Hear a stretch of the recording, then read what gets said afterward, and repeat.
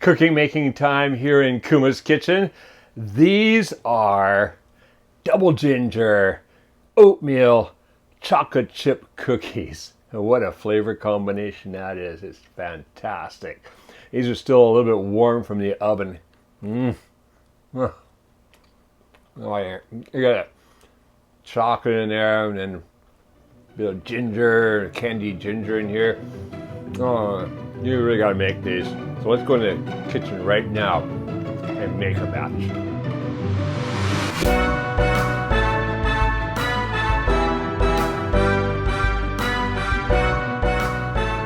Now to make these cookies, here are the ingredients.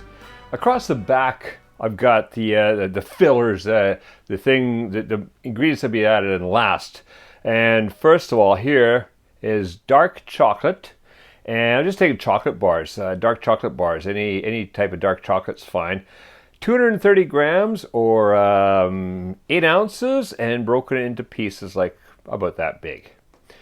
Over here, I've got candied ginger. This is 5 ounces or 140 grams of candied ginger chopped up into smaller pieces. And the candied ginger, that's like this stuff right here. I just buy this at one of my import shops has this always, and basically it's just ginger, sugar all over it, and it's been dried out. So it's quite tasty. Great with chocolate, the two of them together. All right, over here, rolled oats. 1 cup of rolled oats. So these things are going to go in last. Put them off to one side right now. Next, I've got here 1 cup of flour, 1 cup of sugar, and in this case, I'm using my usual unrefined cane sugar, 1 egg, a half a cup of butter, half a teaspoon of salt, half a teaspoon of baking powder, 1 teaspoon of ground ginger, that's where the double ginger comes in, and then a half a teaspoon of vanilla. So first thing I want to do, I'm going to just mix the dry ingredients, not the sugar. The sugar has to be creamed into the butter. But the other dry ingredients like the flour, put that in here. I'm going to add the baking powder, the salt, and the ginger. And then just kind of give those a bit of a mix together. We're going to add this afterwards into the liquid ingredients. So get that ready. And then also put that off to one side for right now. All right, first thing I want to do is I'll take that butter. Now that butter should be not really room temperature butter, but cold, unless you got a cold room. This room's pretty cold, so it could be sitting out here for a while. It'll still be okay. All right, I know it's cold in winter here, hot in summer. All right, so what I'm going to do now is just going to take a little bit of elbow grease, and you're going to cream that butter. Oh, and I was out boxing for my first time in a while last night. Every muscle hurts right now. That feels good. All right. So you cream it until you kind of get a smoothness to it. And like that is easily creaming across. Then we'll cream in the brown sugar.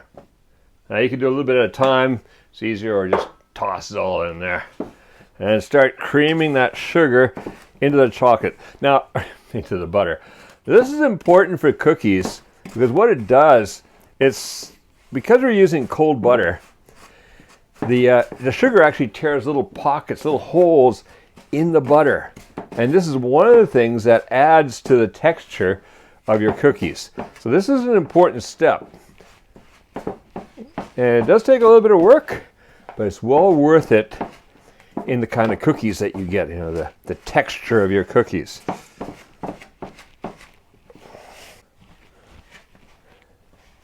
All right, so that took about a minute of muscle work, and whew, I am a little sore from yesterday. So what you can see now is it's worth it because it's all come together now. It looks like, first thing, it always looks like it's like, oh, it's not going to come together. I'm doing this, push. And then suddenly, boom, it all comes together.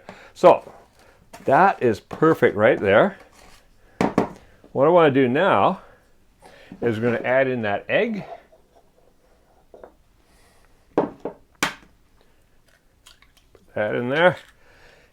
And the vanilla. Now you can also add the salt in here. I just threw it in with the dry ingredients. Either way is okay, really. What I want to do now, though, is I want to take an electric beater. I want to beat this for about 2-3 minutes until it's nice and smooth.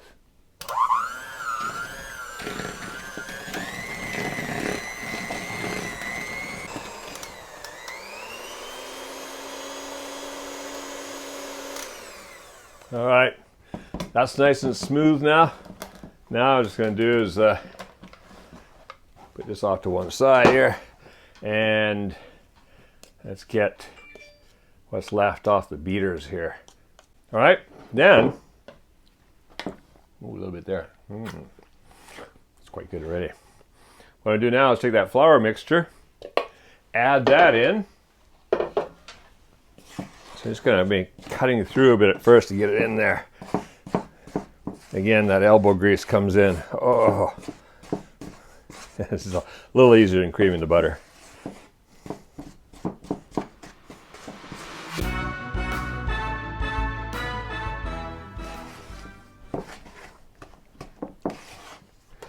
All right, next thing we do, add in the oats. So get the oats all mixed throughout. Oops, a couple of them jumped overboard.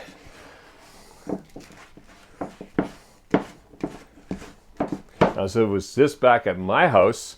Our guinea pig Belle will be right on that. She loves oats. She'd be like, gone, don't worry, I'll clean that up for you. Yeah, she basically has the run of the house now. She's very well trained. So she gets to run to the house and basically stays in her little, she has her own little house where she stays all the time, and that's where she sleeps and all. And then she'll go out for little runs in the evening. It's kind of quiet in the daytime, and she doesn't do anything when we're not there. And then when we get home, it's suddenly like, oh, hey, and then she comes out to greet us. It's really cool. It's just about like having a puppy. All right, now I've got the oats mixed in there. In goes the ginger. In goes the chocolate.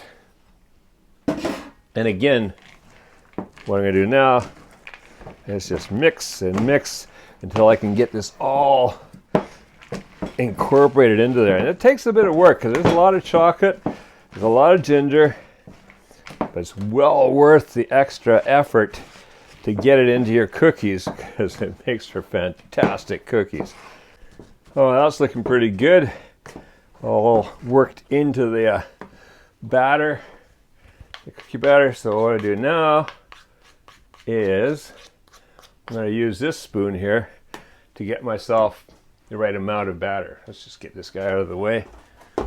And what I've got over here is a baking sheet lined with cooking paper or baking paper. Makes it so much easier to get your cookies off and all. So I love using this stuff. So what I'm going to do now is just going to grab myself a spoonful. You can go pretty heavy on these. I like big cookies. So we got a spoonful and put that on there. Another big spoonful there. Leave yourself enough space because they're going to spread out a bit. So about 3 across on mine is just about right. I usually do about a dozen cookies at a time on here. A little more over this way.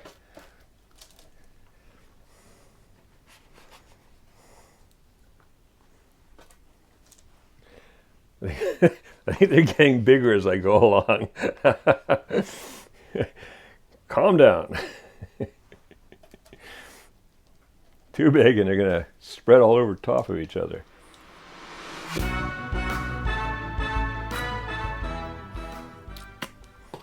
All right, so we got a dozen cookies on there. I want to flatten them down just a little bit. Anywhere between about 1/2 inch, 5/8 of an inch. So about 12 to 14 millimeters. Just kind of gets them started on a shape, because they will not flatten out much by themselves. So I'm going to get them down a little bit.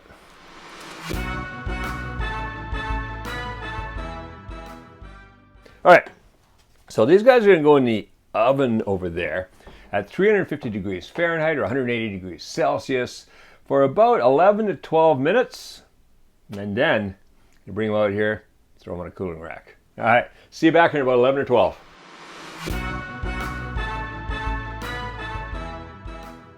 All right, so those have been in the oven. Actually, it went the full 12 minutes. Just starting to brown just a little bit on the edge here. That's perfect. Nicely melted and into their shapes and cooked. I'm gonna let them cool for a little bit because they're a little too soft to move right now. I think usually, let's see how they're doing here. Yeah, still a bit too soft. So in about a minute or so, after they cool a little bit, gonna move them over here to the cooling rack and then let them cool. And gonna have some of those later on. Dessert. All right. All right, if you like this recipe, and really, who wouldn't like a double ginger oatmeal chocolate chip cookie? Still warm and soft. All right. Like this? Stick around. Check out the other videos we have here on the Kuma's Kitchen YouTube channel. There's a whole bunch of original Kevin Riley Kuma's Kitchen recipes. There is another chocolate chip oatmeal cookie recipe on here, which I'll link to in the follow-up, the screen that comes up. Also, make sure you subscribe because there's a new recipe, nice and soft and warm, coming out every Monday. And if you're not yet a patron of Kuma's Kitchen, well, consider becoming one, because for as little as $3 a month, you can be supporting creation of these new recipes. Like this one's a brand new recipe, actually. And you know, having them here on YouTube where everybody can share them. And you get all the cool stuff that the patrons get. So now go make these cookies. And enjoy that, chocolate and ginger. You might want to wait to cool down a bit to eat them because they're really soft still at this point. All right, go and make cooking fun again with Kuma's Kitchen.